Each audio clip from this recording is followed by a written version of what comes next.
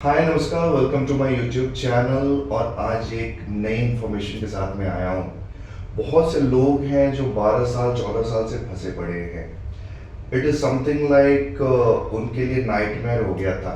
2008 और 9 में उन लोगों ने प्रोजेक्ट्स खरीदे थे जब डीएलएफ के बाद या डीएलएफ के इक्विवेलेंट में कोई डेवलपर आता था, वो था यूनिटेक। और यूनिटेक अपने 2G स्कैम की वजह से डूब गया।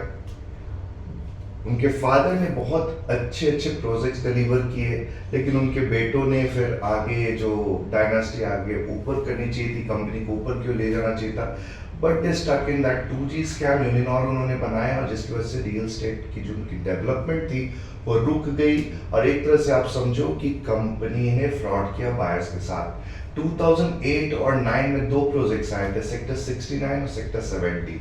दोनों के दोनों जो लोकेशंस थे सेक्टर 69 और सेक्टर 70 के मेन एसपीआर रोड से लेकर पीछे तक मैक्सिमम तो मैक्सिमम जो लैंड बैंक था वो यूनिटेक के पास ही था। दैट इज वाई ये दो सेक्टर्स जो थे उनको कहा जाता था कि those lands are only belonging to Unitech. उसके अलावा कुछ और लैंड बैंक थे जो कि ट्यूलिप ने कुछ सोसाइटीज बनाए, कुछ और भी डेवलपर्स ने धीरे धीरे करके सोसाइटीज डेवलप की। वो सारे सोसाइटीज बन भी गए, बस भी गए, वहाँ लोग भी रह रहे हैं, लेकिन ये आज भी खंडहर जस का तस दिख रहा है।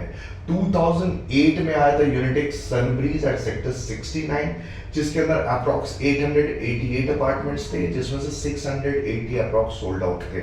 और उसी तरीके से यूनिटेक विस्टास आया था सेक्टर 70 में इन ईयर 2009, जिसके अंदर अप्रॉक्स 1287 अपार्टमेंट्स थे, जिसमें से 1241 में सोल्ड। और 5 टावर्स जो हैं ऑलरेडी उसके कंस्ट्रक्टेड है विस्टास के, और कुछ और टावर्स जो हैं वो और बनने वाले हैं।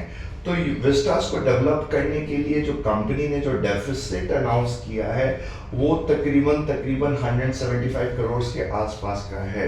एंड दैट इज वाई उसको ओवरकम करने के लिए क्या करना होगा, एक ही काम करना होगा यूनिटेक को, कि जो उनके पास लैंड बैंक है वो लैंड बैंक को मार्केट में और दूसरे डेवलपर को सेल आउट करे, और वो जो डेफिसिट है उस डेफिसिट को ओवरकम करके इस प्रोजेक्ट को डिलीवर करें।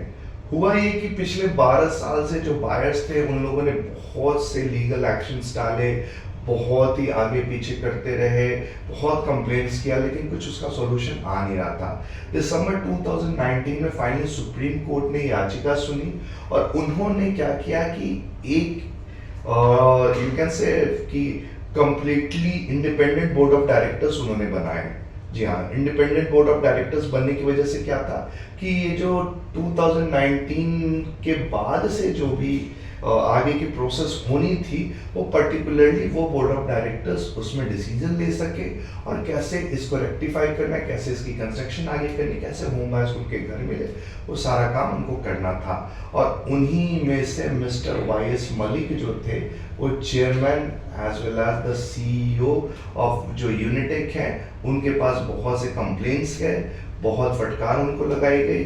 और अशोक यादव जो हैं, जो कि सीईओ अपॉइंट हुए थे, जो गवर्नमेंट और सुप्रीम कोर्ट की तरफ से जो बोर्ड ऑफ डायरेक्टर्स बने थे उनमें जो सीईओ थे, तो उन्होंने इसको आगे अपफ्रंट पे लिया, और कल यानी 31 मार्च 2024 को कंप्लीटली पब्लिकली अनाउंस किया गया। मिस्टर वाई.एस. मलिक और मिस्टर अशोक यादव दोनों आए थे साइड पे सेक्टर 69 के पूरे फ्लैग्स आपको दिख रहे हैं वहाँ पे यूनिटेक के। और उसके बाद उन्होंने यही अनाउंस किया कि आज से ये सारा का सारा जो कंस्ट्रक्शन है वो स्टार्ट हो रहा है। अगले 24 से 36 महीने के अंदर अंदर, 2 से 3 साल के अंदर अंदर में ये पूरा हैंडओवर हो जाएगा। और जो लोग भी फंसे पड़े हैं इसके अंदर में, उन लोगों को उनके घर मिलेंगे या उनको मुआवजा मिलेगा, जैसे भी वो इसको लेना चाहें। और फर्दर जो और भी यूनिट्स हैं वो फर्दर मार्केट में सेल के लिए आएंगे।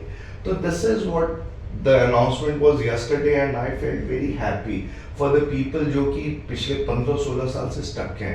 उनमें से मेरे कुछ दोस्त भी हैं और कुछ मेरे फ्रेंड्स के रिलेटिव्स भी हैं जिन लोगों ने वहाँ पे बुकिंग उस टाइम में लगाई थी। That time I was working under some developer firm, तो वही कुछ ब्रोकर्स में जान पहचान के थे, उन लोगों ने उनकी बुकिंग्स लगाई थी।